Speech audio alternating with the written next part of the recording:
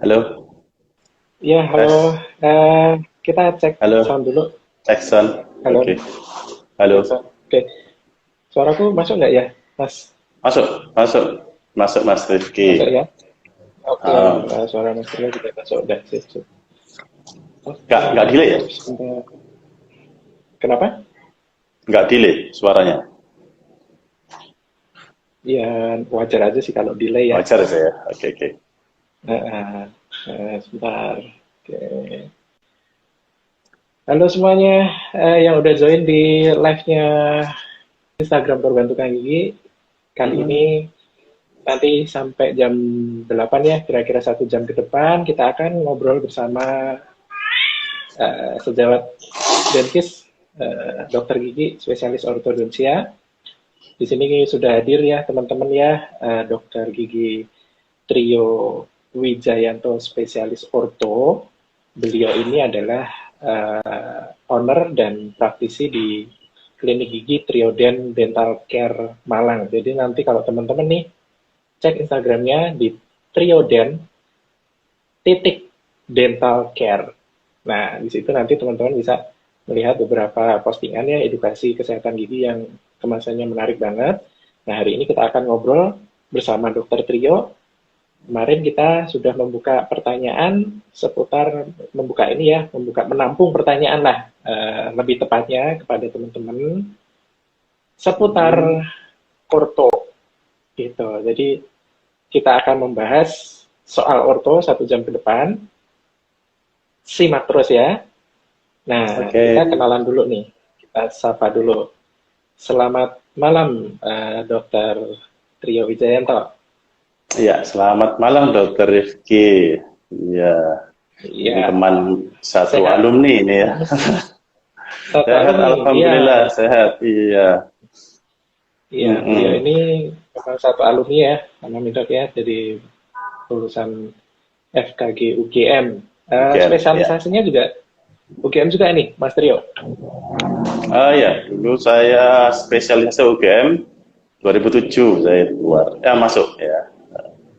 Terus Oh, S1 mantap. saya di Surabaya, Hmm. S1-nya tadi. Oke, udah berarti ya. Atau di mana? Bukan, saya di Hang Tua. Orang tua. Oh, Hang siap, siap. Tua, ya. Sip, sip. Oke, yang baru gabung Oke. ya, kita akan Mm. membahas tentang ortodonsia ya. Bagi yang baru gabung nanti Ah, silakan boleh sambil komen di situ, tanya-tanya boleh. Nanti kita 1 jam ke depan kita akan ngobrol bersama dokter gigi spesialis ortodonsia, dokter Trio Wijayanto. Nah, langsung oke. aja nih, Ya, tidak oke. berlama-lama, kita akan bahas pertanyaan yang udah masuk.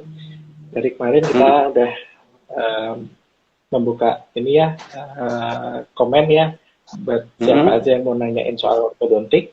Nah, Mm. dipersilakan di situ dan ini pertanyaannya udah ini nih udah pada masuk nih. Nah, kita langsung Oke, aja gitu. ya, Ya, dokter. ya, oke. Oke. Mantap. Nah, ini ada dokter Mirza nih. Halo, halo, halo juga dokter Mirza, spesialis konservasi gigi. Selamat bergabung. Selamat malam juga buat dokter Asnul Arfani. Ya, oke, kita Oke. langsung bahas aja. Ada Mm. satu pertanyaan menarik nih dok. Jadi gimana sih dok bedanya kompetensi antara dokter gigi umum dan dokter gigi spesialis orto dalam hal ortodonsi gitu? Karena saya juga paham betul bahwa bahkan di koas pun itu ada requirement orto gitu. Orto. Ah. Nah, Mm. kemudian setelah jadi dokter gigi umum, kemudian ditambah lagi dengan spesialis. Oh. Nah, itu beda kompetensinya seperti apa sih, Dok? Apakah nanti ada bedanya nih dari alat yang dipakai, kemudian juga dari kasusnya. Seperti itu, Dok. Silakan, Dok. Oke, ya terima kasih Dokter Rifki. Sebenarnya Ya. kita waktu flashback kalau kita masih koas dulu ya. Sebenarnya kalau kurikulum yang kita anut dulu, eh, memang kita hanya dapat alat lepasan ya. Jadi sebatas alat lepasan.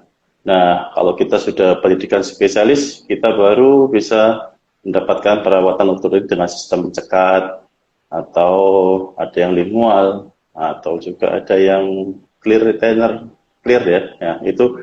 Nah, cara kompetensi sih untuk wewenang dokter gigi yang secara hukum legal yang berwenang untuk melakukan perawatan ortodontik ya dokter spesialis ortodonsi. Kalau bedanya dengan dokter gigi biasa gimana? Nah, dokter gigi biasa ini sebenarnya ada keterbatasan di sini. Jadi dia sebenarnya kalau secara legalnya sih bolehnya perawatan lepasan. Nah, itu pun kalau misalkan dia perawatan cekat ya secara disiplin ilmu sebenarnya mereka belum mendapatkan kompetensi, sebenarnya seperti itu sih. Cuman karena orto ya di Indonesia nggak merata, jadi lebih terpusat di kota-kota besar, ya daripada ke tukang gigi gitu ya, lebih baik ya ke dokter gigi. Saran saya itu sih, kalau menurut saya. Oke, baik. Jadi memang di situ ada tingkatan kompetensi, tingkatan pemakaian alatnya sendiri, karena orto kan alatnya macam-macam ya dok ya. Behel itu cuma salah satunya. Behel cekat seperti itu kan cuma salah satunya. Nah itu juga ada perbedaan kayak gitu. Jadi buat masyarakat yang perlu kita ketahui adalah boleh saja ke dokter gigi umum, cuman nanti ada keterbatasan kompetensi, pemakaian alat, kemudian kasusnya juga pasti berbeda karena kasus spesialis orto nanti cakupannya lebih luas gitu ya dok ya kira-kira ya. Ya, kira-kira seperti itulah. Jadi kalau kita berbicara soal bermacam-macam alat orto nih, dari yang ada yang lepasan, kemudian ada juga yang behel, yang sebagaimana kita tahu, itu kan perkembangannya selalu ada. Bahkan sampai ada yang ditaruh di dalam ya dok ya, yang istilahnya lingual di sisi dalam gigi. Braces ya. Lingual braces, dan sampai ada juga yang teknologi yang istilahnya tanpa behel, jadi kayak transparan seperti itu dok. Transparan ya. Ya salah satunya Invisalign lah atau clear aligner lah. Nah ini juga ada yang mempertanyakan nih, gimana sih kita membedakan antara clear aligner yang benar-benar dari alatnya ortodonsi dengan clear aligner yang mungkin dijual bebas seperti itu dok. Jadi di sini banyak sekali rupanya clear aligner kayak retainer yang transparan seperti itu. Nah itu bagaimana masyarakat ini bisa paham gitu dok. Jadi benar-benar ini clear aligner ini memang alatnya yang digunakan secara resmi, secara kompetensi juga digunakan oleh ortodontis seperti itu. Mungkin ketentuannya juga nanti perlu dijelaskan juga seperti itu dok tentang clear aligner kayak gitu. Silakan dokter. Oke. Tentang clear aligner atau Invisalign ya, untuk membedakan kalau secara awam ya, mungkin kalau orang awam untuk membedakan itu memang agak-agak susah ya, karena kan dia transparan bening, apalagi kalau dari taruh dalam gigi itu hampir kita agak sulit membedakan secara visual penampilan kalau hanya sekelebat atau sepintas ya.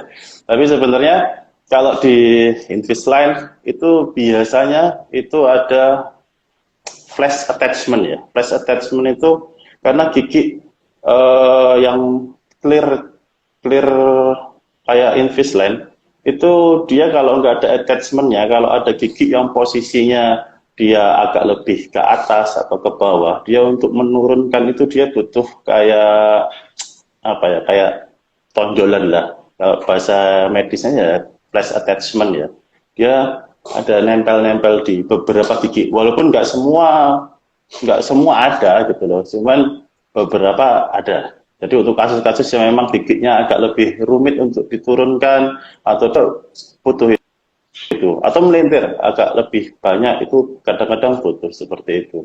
Jadi tandanya sih biasanya di clear Invisalign-nya itu ada kayak tonjolannya. Begitu kira-kira. Oke, baik. Jadi kalau misalkan teman-teman masih bingung ya, jadi sebenarnya nggak perlu bingung-bingung kalau teman-teman ini langsung aja konsultasi dulu ke dokter gigi ortodonsia, spesialis orto seperti itu. Jadi yang namanya alat seperti itu memang kalau kita pengen tahu mana yang asli, ya datang aja ke dokter giginya, jangan beli online kan gitu ya dok ya, intinya Nah, ya jangan beli betul. online Soalnya, tanpa nah, tanpa soalnya eh, gini ya, perawatan orto itu bukan semata-mata kita hanya mendapatkan gigi mau rapi saja atau hanya mendapatkan fashion, apalagi ya sekarang tren sekarang ya. Nah, orto itu butuh penataan dari segi profil ya, profil wajah, fungsi punya itu juga harus perlu ya. Contohnya kalau kita gini, kita mau bangun rumah nih ya, mau bangun rumah itu kita harus tahu tempat kamar di mana, itu ukurannya berapa meter, terus tingginya berapa. Nah di orto pun juga gitu, jadi kan kita bisa memposisikan gigi di rahang yang sesimetris mungkin, terus profilnya seideal mungkin, itu harapannya kan seperti itu. Jadi nggak asal-asalan asal main pasang seperti itu, nanti timbulnya malah sering-seringnya terjadi masalah yang lebih berat lagi.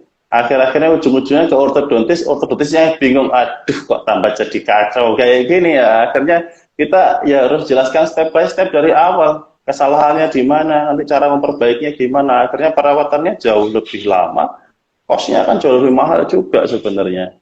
Jadi hati-hatilah, perawatan orto itu masalahnya kalau timbul masalah bukan di awal ya, nanti di perjalanan perawatan setelah beberapa bulan atau beberapa tahun. Dan itu nanti kalau benerin, itu jauh lebih rumit. Itu seperti itu. baik. Nah, terutama yang dibeli online seperti itu, yang bisa dipasang sendiri, atau mungkin dipasangin temennya, atau mungkin Ya, ya. dipasangin tukang salon, dan lain sebagainya. Seperti itu mungkin teman-teman tidak merasakan efeknya saat itu juga. Mungkin tidak merasakan hari itu juga, atau mungkin besok atau minggu depan. Kayak gitu, enggak. Tapi biasanya efeknya baru kerasa ya setelah jangka panjang seperti itu. Jangka panjang. Tahu-tahu parah. Kemudian setelah ke dokter gigi malah justru perawatannya lebih mahal dan lebih rumit seperti itu. Bahkan kadang Iya, keberhasilannya pun makin berkurang gitu, masih semakin parah, semakin jangka panjang, semakin waktunya bertambah seperti itu. Kemungkinan juga keparahan itu akan semakin bertambah dan keberhasilan perawatan di dokter gigi pun pasti akan semakin berkurang. Kayak gitu kira-kira. Nah, kalau misalkan kita bicara soal perawatannya nih, perawatan.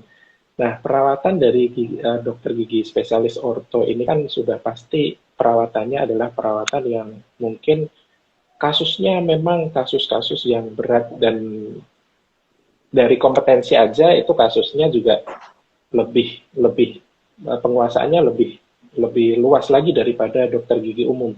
Nah, kalau terkait dengan perawatan sendiri, misalkan ada kasus gigi nyakil atau rahang bawahnya ke depan, kayak gitu.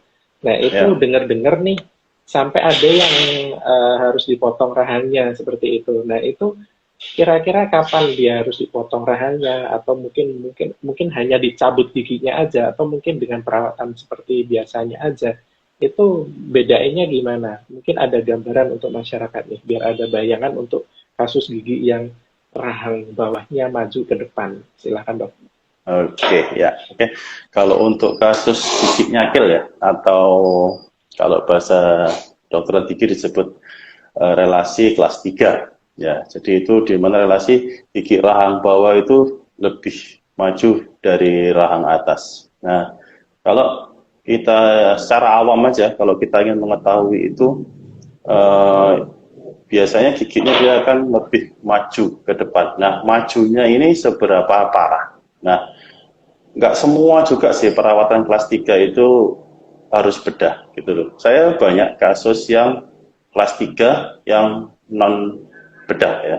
Dan hasilnya pun ya alhamdulillah cukup baik dan bisa diterima lah, walaupun tanpa bedah. Tapi ada beberapa kasus yang memang rahangnya terlalu panjang banget yang bawah, sehingga kalau dilakukan perawatan orto nggak bisa maksimal. Ya contohnya itu ibarat pondasi rumah ya, itu posisinya lebih ke depan daripada bangunannya.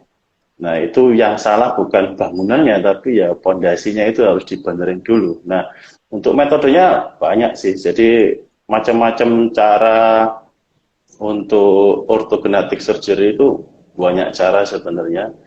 Kita ortodontis ini hanya melakukan perhitungan secara ortodontis untuk kira-kira rahang bawah ini proporsionalnya dia akan dimundurkan berapa milimeter, kita harus motong berapa, nanti selebihnya kita akan kerjasama ya, karena kalau bedah kita kerjasama biasanya dengan bedah bulat atau dengan bedah plastik gitu.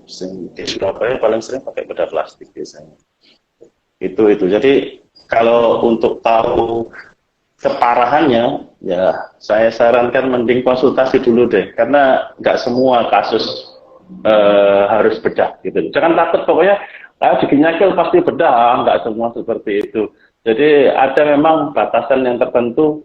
Oh ini bedah, ini tidak. Nanti ada ukurannya kan di foto cefalometri namanya. Foto cefalometri itu foto tengkorak kepala dari samping. Nah itu nanti kita bisa mengukur berapa sih deviasinya, terus berapa tingkat keparahan maloklusinya dari diskrepansi indeks namanya itu ada. Nah itu nanti kita bisa mengetahui tingkat keparahannya berapa, apakah dia butuh bedah atau tidak. Nah itu baru bisa diketahui. Atau kadang ada yang asimetri wajah. Nah, asimetri wajah, asimetri rahang itu ya kalau memang asimetrinya banyak ya memang harus bedah gitu. Cuman nggak semua harus bedah, nggak usah takut dulu. Yang penting kita mau tanya dulu ke dokter spesialis orto, nanti beliau akan menjelaskan lebih detail lagi. Karena kan kalau kayak gini kita kan nggak tahu ya masalahnya kayak gimana, kayak membayang ya, kayak sekarang saya jelaskan secara detail. Jadi kalau ada kasus baru mungkin bisa kita jelaskan lebih detail lagi. Kira-kira itu, Mas Rifki. Oke, baik. Ya, jadi ketemu dulu itu penting ya, ketemu dulu dengan dokternya itu penting, karena nanti daripada ngebayang-bayangin yang enggak-enggak, misalkan ngebayangin, aduh nanti takut kalau harganya mahal, ya harga mahal atau enggak itu kan ditanya dulu harganya berapa, tapi jangan takut dulu, sebelum ketemu jangan takut dulu, aduh jangan-jangan nanti harus dicabut, ya belum tentu, pokoknya ketemu aja dulu, aduh jangan-jangan nanti, nah kan yang kayak gitu itu justru malah menunda datang ke dokter gigi. Nah, ini ada request nih dok, kalau misalkan nanti ada kasus yang harus dipotong rahangnya, itu mungkin nanti di Instagram dikasih ilustrasi nih dok, mereka pengen tahu nih, gimana sih prosedur pemotongan rahang untuk memundurkan, nah mungkin dengan ilustrasi aja, misalkan kalau misalkan nanti pakai foto asli, nanti kan, wah itu kan takut ya, ada takut ya nanti. Jadi ngeri nanti. Tapi kalau di Instagramnya Trio Dental Care ini kan gambarnya bagus-bagus tuh, nanti bisa didesain mungkin dok untuk yang apa? Gimana sih prosedur pemotongan rahang gitu. Karena untuk beberapa masyarakat nih malah justru pengen yang perubahannya drastis nih dok. Misalnya, aduh gue pengen nih perubahannya drastis kayak artis Korea. Nanti rahangnya dipotong sedemikian rupa, dibentuk kayak artis Korea kayak gitu. Nah itu kira-kira kalau kita bicara artis Korea nih, apakah di situ untuk perubahan drastis seperti itu butuh bedah, kemudian harus dipotong-potong seperti itu dok, untuk benar-benar bisa bikin tirus dan lain sebagainya. Apakah memungkinkan dilakukan seperti itu, seperti artis Korea kayak gitu dok? Ya kalau makanya itu tadi ya, kalau yang penting itu di hasil cefalogram tadi dan diperbandingkan dengan foto profil wajah pasien. Kalau misalkan harus bedah, apakah dia harus single jaw surgery atau double jaw surgery? Maksudnya apakah dia harus melakukan bedah di hanya rahang bawahnya saja atau melibatkan kedua rahang? Nah itu otomatis dia akan mempengaruhi struktur dari jaringan lunaknya. Jadi kembali lagi, kebutuhannya pasien seperti apa, dan nggak semua kebutuhan pasien harus dipaksakan bisa. Jadi harus ada batasan-batasannya ya, nanti dari ini maksimalnya sekian untuk harus dimundurkannya sekian, amannya sekian, proporsionalnya sekian. Nah nanti itu ditunjukkan dengan data dari foto cefalogram, nanti akan kita lakukan foto tracing dari foto tersebut, nanti kita akan tahu nanti kita akan memundurkan atau memanipulasi rahang ini mau maju atau mundur seberapa, mau digeser, mau di double jaw atau single jaw surgery, nanti kita bisa lihat dari situ. Kira-kira itu. Oke. Nah ini terkait dengan perawatan dok. Perawatan kita akan ini banyak sekali pertanyaan tentang kasus-kasus nih. Kayaknya juga mereka teman-teman ini curhat tentang kasusnya dirinya sendiri kayak gitu, dan banyak sekali pertanyaan yang masuk ke arah situ. Terutama nih ada pertanyaan yang masuk kalau misalkan saya punya gigi geraham yang udah dicabut. Nah, untuk solusi yang udah dicabut itu pilihannya gimana, Dok? Gimana saya mempertimbangkan apakah itu lebih baik dilakukan pengisian gigi palsu atau mungkin implan atau gimana seperti itu, atau itu dirapatkan dengan cara orto. Jadi dirapatkan biar bekas pencabutannya tadi tertutup. Nah, itu gimana kita mempertimbangkan untuk kedua opsi tersebut, gitu, Dok. Silakan, Dok. Oke, ya baik. Menarik ini. Saya ada beberapa kasus yang ada pengalaman nggak nyaman ya dengan gigi palsu.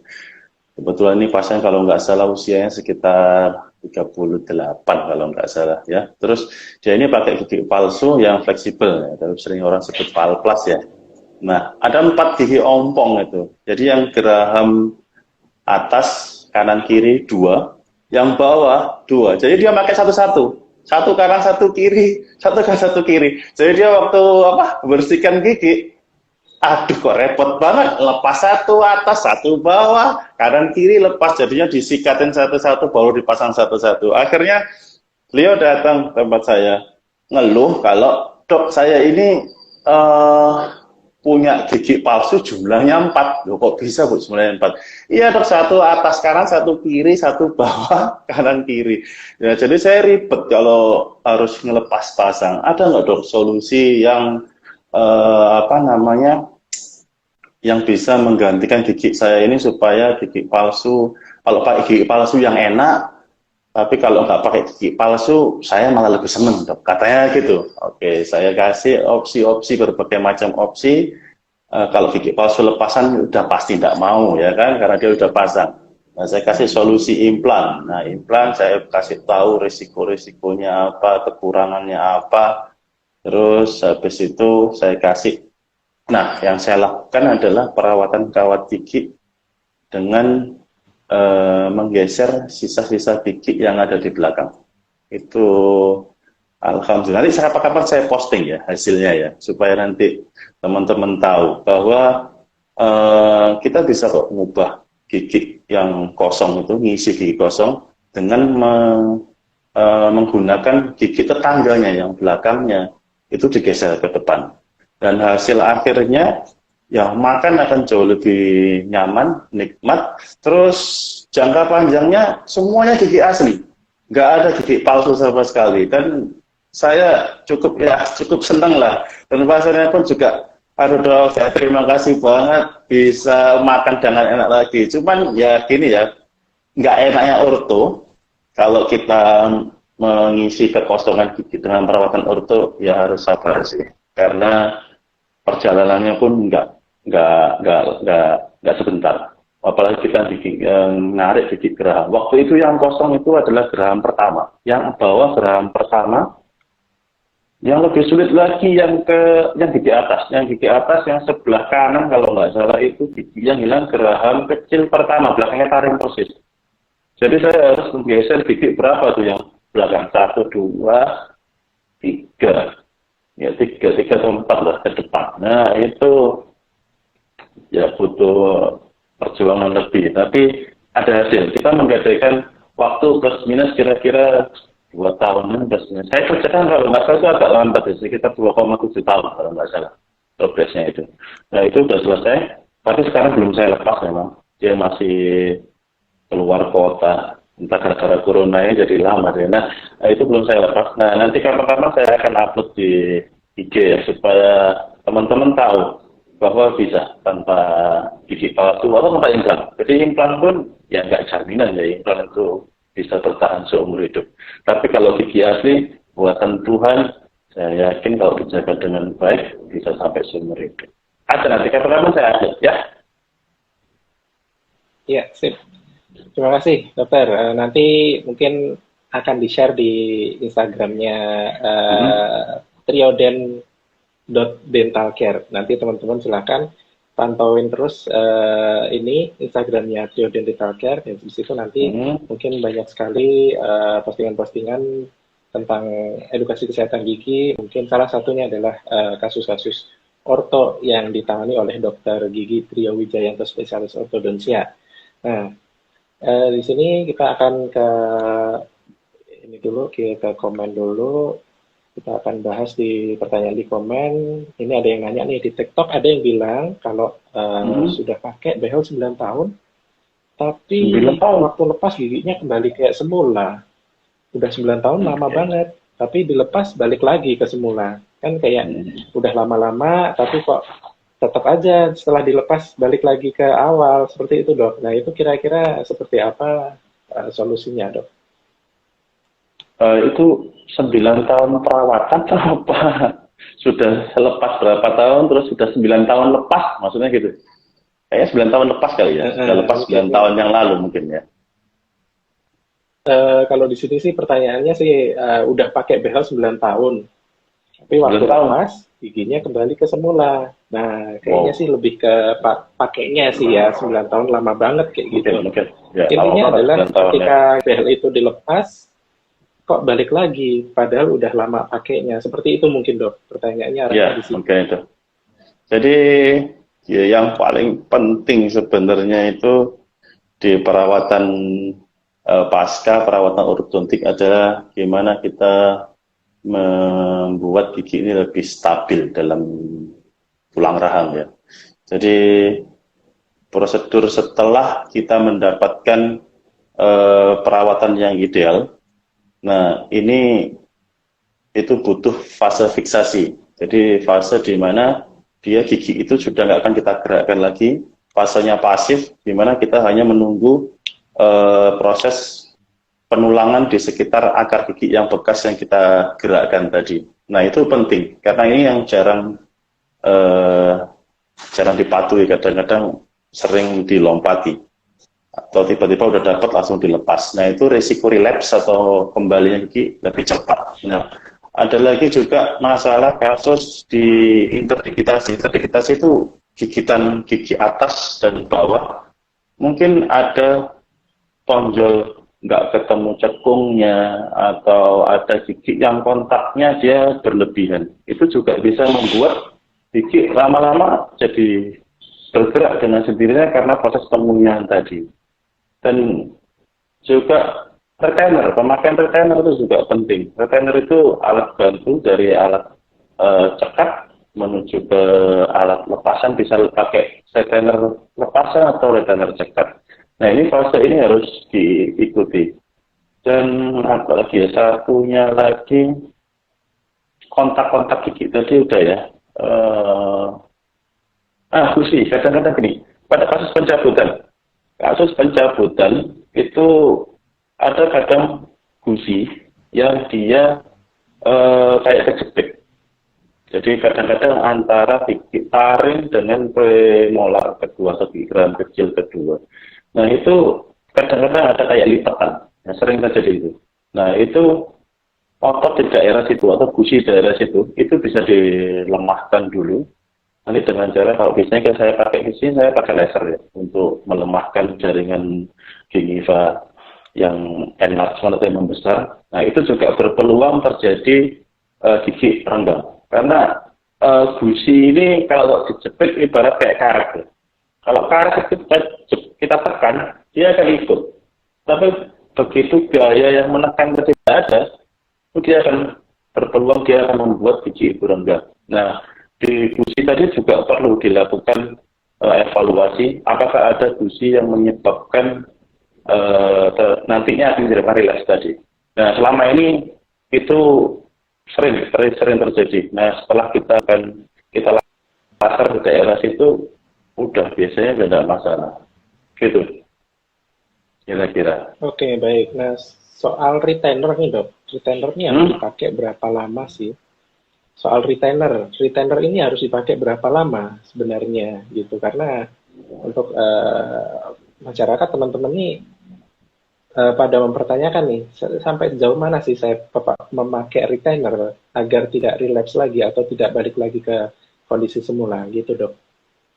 Oke, jadi sebelum pakai retainer ya, tolong dipastikan itu nanti interdigitasi atau gigitan tadi nggak ada yang kontak prematur. Jadi itu yang paling penting sebelum masuk ke retainer. Nah setelah itu retainer bisa tergantung kasus juga ya, tergantung kasus, nggak semuanya bisa dipukul rata. Kalau memang risikonya kasusnya ini, contoh pada kasus gigi yang renggang ya, gigi yang renggang itu retainernya kalau bisa lebih lama, karena dia risiko relapsnya lebih besar. Nah itu rata-rata sih kita bisa pakai retainer itu sekitar 6 sampai 1 tahun sih, 6 bulan sampai 1 tahun. Tergantung jenis retainernya juga. Kalau pakai fix retainer rata-rata saya pakainya sudah 1 tahun untuk aman-amannya. Habis itu kita evaluasi lagi, biasanya sih udah nggak ada masalah. Asal tadi ya kontak gigitan itu nggak ada kontak prematur, itu akan menjaga stabilitas yang lebih baik. Gitu-gitu. Sama diperhatikan karang gigi itu juga bisa membuat migrasi gigi juga. Maka yang penting kalau pas kontrol orto, nah ini jarang sekali, kadang-kadang sering miss lah. Karang itu kayak di nomor 2 kan di perawatan orto. Padahal dia kalau ada karang itu juga bisa mengganggu stabilitas dari gusi dan jaringan penyangga sekitar gigi. Kira-kira itu. Oke, baik. Jadi ternyata retainer itu ada syaratnya dulu nih, bahwa perawatan ortonya harus benar-benar tuntas dulu. Gak ada gigitan yang prematur, yang artinya gigitan yang belum benar, itu harus dibentuk dulu, baru nanti benar-benar tuntas, baru di retainer ditahan sedemikian rupa agar tulangnya stabil dulu, giginya stabil, nanti dilepas dia nggak akan balik lagi. Dan informasi yang menarik bahwa karang gigi pun ternyata bisa bikin giginya jadi bergerak lagi kayak gitu. Jadi intinya setelah orto atau selama perawatan orto itu karang gigi juga harus dibersihkan. Nah bayangkan kalau misalkan teman-teman nih kontrol cuma sekedar kontrol, kemudian di salon, kemudian mungkin di tempat-tempat yang tidak semestinya seperti itu karang gigi dibiarkan ya, nanti pondasi dari giginya nggak sehat juga kayak gitu. Dan gimana bisa rapi atau gimana bisa bisa bagus lagi kondisinya kalau gusinya saja tidak sehat. Nah, kita ke komen dulu. Ini ada pertanyaan, gimana kalau ada infeksi, Dok? Terutama untuk perawatan orto ini, jika kita memiliki gigi infeksi, apakah harus dicabut dulu? Gitu, Dok. Silakan, Dok. Oke. Kalau infeksi ya, saya emang sebenarnya kalau infeksi, dia apalagi posisinya horizontal gitu, ya memang lebih baik kita ambil untuk stabilitas jangka panjang. Karena jangka panjangnya kadang di salah satu gigi infeksi itu bisa menyebabkan gigi depannya jadi melintir lagi, jadi kayak rotasi lagi. Nah, lebih baik memang itu direncanakan di awal. Jadi, kecuali bila pasien ini ada gigi geramnya yang rusak ya. Geraham pertama rusak, tapi di sisi itu ada infeksi juga. Nah, ini sering. Nanti kapan-kapan saya atur juga ya kasus saya yang infeksi, tapi gigi gerahamnya hilang. Geraham pertama hilang, tapi infeksinya nggak saya cabut. Jadi, gigi geraham keduanya saya tarik ke posisi gigi geraham pertama, gigi geraham yang infeksi itu saya tegakkan. Kita tegakkan untuk jadi geraham kedua. Jadi geraham pertama yang nggak ada, tapi infeksinya juga nggak ada. Jadi membuat gigitan atau fungsi kunyah akan jauh menjadi lebih nyaman lagi. Jadi infeksi ya tergantung kasus juga. Tapi kalau infeksinya memang dia mengganggu atau bukan mengganggu ya yang ngomongnya ya, dikhawatirkan mengganggu kestabilitasan jangka panjangnya setelah perawatan kawat gigi, lebih baik diambil. Itu seperti itu. Dan kalau misalkan infeksi itu ada kayak semacam celah ya antara geraham kedua dan geraham ketiga, lebih baik diambilkan daripada bisa makanan nyelip daerah situ, nanti dinding dari gigi geraham kedua bisa lubang, akhirnya bisa berpeluang dicabut dua-duanya. Mending diselamatkan di awal dulu, gitu kira-kira. Baik, nah ini informasi yang menarik banget soal impaksi ini, bahwa kalau impaksi ini dikhawatirkan untuk mengganggu jaringan sekitar atau gigi sekitar, itu mending dicabut di awal daripada nanti mengganggu hasil dari orto. Tapi ada satu hal yang menarik tadi, bahwa gigi impaksi itu bisa dikeluarkan, ditempatkan, atau diposisikan sedemikian rupa, jadi benar-benar kayak gigi normal, jika Ah, itu ada gigi geraham di depannya itu rusak dan harus dicabut.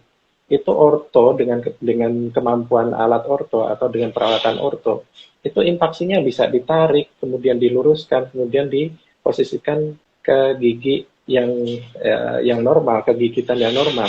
Jika gigi depannya tadi dicabut, gitu. Jadi menarik mm, banget di sini bahwa eh, kapasitas dari perawatan orto itu sampai segitunya gitu loh. Kita memanfaatkan gigi impaksi yang tadinya miring, tidak berguna, tapi karena ada gigi depannya yang harus dicabut, itu nanti dia bisa menggantikan gigi depannya dan memposisikan gigi tersebut di posisi yang lebih proper, dan nanti secara fungsi ya, jadi lebih lebih terpakai kayak gitu. Oke, ini oke. kita ke pertanyaan pertanyaan tentang ini nih. Jadi mulai usia berapa sih dok eh, orang-orang ini bisa pasang orto?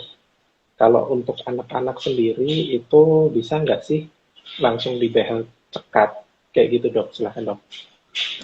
Oke, kalau perawatan cekat ya untuk anak-anak itu kalau emang paling bagus di usia-usia golden period ya, kira-kira antara 11 sampai di bawah antara sampai 15 tahun lah. 16 bisa kadang-kadang itu golden period masih bagus-bagusnya untuk melakukan perkembangan tulang, kita juga bisa memanipulasi lebih mudah daerah situ. Tapi bisa juga sih dilaksanakan di pasien yang di bawah 10 tahun. Saya ada pasien yang 8,5 tahun kalau nggak salah itu ada yang saya pakai berikut. Cuman memang kasusnya memang sudah kita prediksi giginya, memang rahangnya sudah memang nggak cukup, dia butuh juga untuk apa dilebarkan lengkungnya lebih besar. Itu nanti tergantung case juga sih, nggak semua bisa dipukul rata. Tapi kalau misalkan untuk anak-anak yang lebih dini kita bisa melakukan perawatan preventif dulu, pencegahan dulu supaya nanti lebih memaksimalkan pertumbuhan rahangnya dulu. Jadi untuk detailnya lebih baik konsultasi dulu karena setiap case nanti berbeda-beda penanganannya gitu. Kira-kira itu. Nah, kalau dari langkah Mm-mm. pertama sendiri itu, apakah Mm-mm. masyarakat harus konsul ke dokter gigi spesialis orto atau dokter gigi spesialis anak? Ke orto ya, bukan ke anak. Dari lebih ke spesialis orto karena dia nanti yang dia tahu yang pola tumbuh kembangnya anak seperti apa kira-kira. Nanti pergantian gigi sesuai orto seperti apa, apakah bisa dimanipulasi di awal atau tidak, itu lebih baik ke orto. Tapi kalau misalkan ya minimal di daerah tersebut ada dokter gigi ya, minimal ke dokter gigi ya, kira-kira itu. Ya, oke, jadi Mm-mm. jadi teman-teman nggak masalah ya, nanti ke dokter gigi dulu lah, yang penting konsultasikan. Kalau di situ nggak ada dokter gigi orto, nanti boleh ke dokter gigi umum ya untuk konsultasi Mm. pertama kali. Jadi jangan jangan konsultasi ke yang aneh-aneh dulu, ke online Ah lah, ke ya betul. tukang salon lah, seperti itu ya. Tukang Pokoknya salad. konsultasikan dulu ke ya, ya gitu. Biasanya kalau konsul ini kan karena online ya, online, kemudahan Ya. online, orang-orang bisa nyari di informasi dimanapun kayak gitu ya. Ya lebih baik ke Mm. dokter giginya gitu, daripada nanti googling-googling dulu, YouTubean dulu, TikTokan, apalagi yang lebih parah tuh TikTokan, nanti jadi makin aneh-aneh nanti ininya. Nah, kita ke komen dulu nih. Eh, Mm. Kalau kasus ini dok, apa, sebentar dok.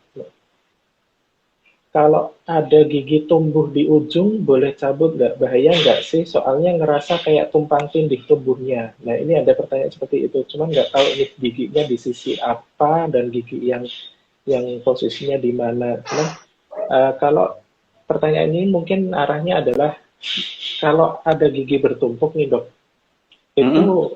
kan kadang-kadang masyarakat ini bingung nih dok. Sebaiknya dirapikan atau dicabut aja kayak gitu dok kalau ada gigi bertumpuk dok? Silakan dok. Oke, gigi bertumpuk. Nah, ini sering terjadi masalah lubang gigi nih di antara gigi yang bertumpuk-tumpuk itu. Karena kan sikat gigi juga repot daerah situ. Eh, Jangan buru-buru mencabut. Jadi lebih baik konsultasikan ke dokter orto. Karena nggak semua ya mas, kasus perawatan gigi bertumpuk itu dilakukan pencabutan. Jadi pencabutan itu nggak melulu hanya gara-gara ruangannya yang buat nata gigi kurang, bukan itu. Jadi lebih ke proporsional wajahnya. Jadi kalau misalkan wajahnya walaupun giginya bertumpuk tapi wajahnya nanti nggak mendukung untuk dicabut, nah ini tampak jelek nanti. Nah jadi konsultasikan dulu karena kita harus tahu dulu proporsionalnya gigi ini seberapa. Jadi bisa juga misal gigi bertumpuk. Kalau misalkan juga ada gigi impaksi di belakangnya juga, itu bisa loh kita ambil gigi impaksinya dulu dua, itu nanti gigi kita tatar ke belakang. Itu juga bisa. Jadi nanti tanpa mencabut gigi geraham kecil di belakangnya taring, itu juga bisa. Itu juga sering saya lakukan itu. Jadi kita melakukan perawatan orto, giginya bertumpuk-tumpuk, tapi nggak cabut. Ada itu juga. Nanti kapan-kapan kalau sudah bisa saya upload itu nanti itu. Jadi lebih baik jangan buru-buru cabut karena gigi itu adalah karunia Tuhan yang paling harus kita syukuri. Nggak ada spare partnya mas. Spare partnya ya cuma gigi palsu. Jadi syukuri. Jadi jangan mudah nyabut gigi gara-gara posisinya gingsel lah. Nanti dicabut gigi taringnya, wah itu cara-cara fatal nanti kok cabut gigi taring itu. Lebih baik dikonsultasikan dulu solusinya yang terbaik seperti apa. Jadi ingat ya, nggak usah takut pokoknya takut dicabut lah, takut ini karena berita baiknya ya nggak semua perawat gigi harus pencabutan. Tapi kalau memang butuh karena untuk perbaikan profil menjadi lebih baik, ya akan kita diskusikan di awal. Jadi perawatan kawat gigi itu intinya bukan pasien datang konsultasi, oh ya udah duduk langsung kita pasang, bukan seperti itu. Jadi kita ortodontis itu lebih melakukan perawatan lebih detail lagi. Jadi kita harus tahu pasien itu apa keluhannya, maunya seperti apa. Kita tampung dulu masukannya dia. Nanti secara orto kita akan lakukan pencetakan foto wajah dari foto gigi, tampak samping kanan kiri 45 derajat, habis itu foto ronsen, cefalogram, terus sama OPG atau panoramik. Nanti dari situ akan kita lakukan tracing, kita lakukan analisis data, dan nanti kebutuhannya pasien tadi akan kita matchkan dengan secara medis kira-kira mampu nggak ini diwujudkan, nah, seperti itu. Nah nanti kalau misalkan ada yang perlu didiskusikan, akan kita diskusikan lebih awal. Diskusi dulu sama pasien, ini rencana perawatannya gini nih, treatment plan-nya. Dilakukan ini yang pertama. Apakah cabut atau tidak? Kenapa harus cabut? Kalau nggak cabut, gimana cari ruang? Kita jelaskan dulu di awal. Jadi nanti pasien lebih tahu dulu. Nggak tiba-tiba datang langsung pasang kawat. Ya ini kayak orang pasang bikin rumah. Pak, saya mau bikinkan rumah, pokoknya bagus. Nanti terserah kamarnya jumlahnya berapa lah. Saya nggak minta kamar jumlah sekian kok dibuatkan sekian. Jadi miskomunikasi. Jadi lebih baik diskusikan dulu, konsultasikan dulu, nanti supaya kita mendapat penjelasan yang lebih. Kira-kira itu. Oke, baik. Jadi intinya adalah ketika kita berkonsultasi, kemudian ngobrol secara langsung dengan dokter giginya, itu akan mendapatkan solusi yang mungkin kamu tidak bayangkan sebelumnya, dan bayangan-bayangan kita, asumsi-asumsi kita selama kita belum ketemu dokter itu mungkin menakutkan atau mungkin mengkhawatirkan, kemudian membuat kita tidak jadi datang ke dokter, menunda ke dokter. Itu dihilangkan dulu ketakutan-ketakutan seperti itu, kemudian konsultasikan. Bahkan saya sendiri sebagai dokter gigi umum, general practitioner, ketika saya berdiskusi dengan dokter gigi spesialis, itu banyak sekali hal-hal yang mengejutkan. Kemudian hal-hal yang baru saya tahu bahwa solusinya itu betul-betul ajaib gitu. Kalau menurut mata saya sebagai dokter GP itu wow ternyata bisa seperti itu kayak gitu, ajaib banget kayak gitu. Dan ternyata itu sesuatu yang tidak pernah saya bayangkan sebelumnya untuk solusi-solusi dari setiap kasus yang ada kayak gitu. Jadi teman-teman di masyarakat datanglah ke dokter gigi, curhatin apa yang kamu mau, periksakan kondisimu dan dapatkan solusi yang tepat dengan kondisi yang kamu alami sendiri. Nah, itu akan lebih baik daripada kamu googling sendiri, kemudian hanya berhenti di konsultasi sosial media, berhenti di situ tanpa harus datang kayak gitu. Nah, itu lebih baik datang dulu kayak gitu. Nah, ini ada pertanyaan menarik. Kalau misalkan gigi itu sudah dirawat PSA atau perawatan saluran akar atau endodontik atau root canal treatment, itu apakah bisa dilakukan orto? Apakah itu membuat giginya jadi lebih rapuh atau enggak, atau kuat atau enggak ketika ditarik-tarik? Seperti itu. Silahkan dokter. Oke, kalau gigi bekas perawatan saluran akar atau endodontik ya, tergantung nih posisi giginya di mana dulu. Kalau saya posisi giginya di belakang, contoh misalkan geraham, kita lihat dulu usianya berapa. Usianya kalau masih belia, belia itu di bawah 20 tahun ya. Terus itu saya lihat dulu perawatan endonya seperti apa. Bagus nggak perawatan endo? Apakah ada di ujung akar ada kelainan periapikal atau enggak? Nah, gitu. Terus kita lihat struktur tulangnya seperti apa. Kalau semua mendukung bagus, kalau usia di bawah 20, biasanya saya tawarkan. Kalau posisinya apa ya, bagus semua, saya tawarkan perawatan yang tadi, geser-geser tadi. Karena saya berpikiran seperti ini, kalau saya berpikiran, karena gigi yang dilakukan perawatan endodontik, bagi saya perawatan itu adalah perawatan penundaan untuk pencabutan. Jadi intinya suatu saat nanti gigi itu bakal tumbang deh. Entah kapan, saya tidak tahu. Kalau bisa tumbang kira-kira 20-30 tahun yang akan datang, berarti dia berisiko dong ompong di usia segitu. Nah, gitu. Cuman ini juga ada kontroversi juga di antara teman-teman saya. Nah, apakah kita lakukan pencabutan atau tidak? Tapi kalau misalkan akarnya, kondisinya nggak bagus, atau perawatan endonya nggak bagus, saya cabut di awal. Jadi kita geser gigi yang geram-geramnya untuk menggantikan posisi itu. Tapi kalau letaknya di depan, nah ini ya harus kita benar-benar evaluasi dengan baik supaya nanti perawatan orto itu tidak mengurangi fungsinya. Tapi secara orto gigi itu tetap bisa berpindah, tetap bisa bergerak. Cuman pressure-nya waktu melakukan pergerakan gigi, nah itu yang harus diukur. Jadi nggak asal-asalan ditarik, nggak asal-asalan digeser. Nah gesernya pun itu juga perlu ukuran tertentu supaya dia nggak mengganggu stabilitas dari akar tersebut. Karena bisa akarnya juga jadi resoknya diserap, bisa juga jadi seperti itu. Makanya ya harus hati-hati sih. Dokternya, dokter orto biasanya akan lebih tahu tentang berapa kehati-hatiannya harus pada gigi yang dilakukan endo. Tapi secara prinsip dia bisa bergerak. Kalau di gigi depan seperti itu kira-kira. Oke, baik. Nah, ini ada yang pertanyaan yang berkaitan juga, Dok. Kalau tadi tentang perawatan gigi yang sudah dilakukan perawatan saluran akar. Nah, ini ada pertanyaan juga, bagaimana jika gigi itu di crown?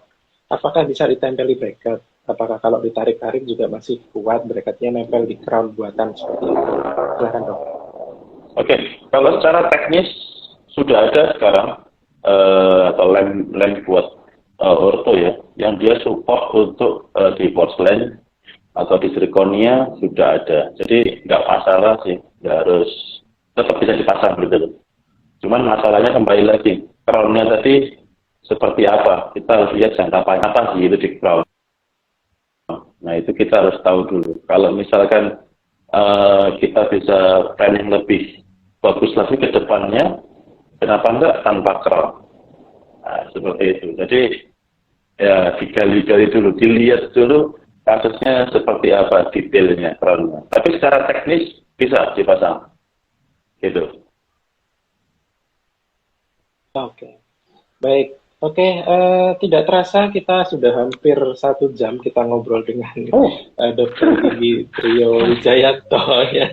Seru banget, karena pertanyaannya banyak banget di sini ya.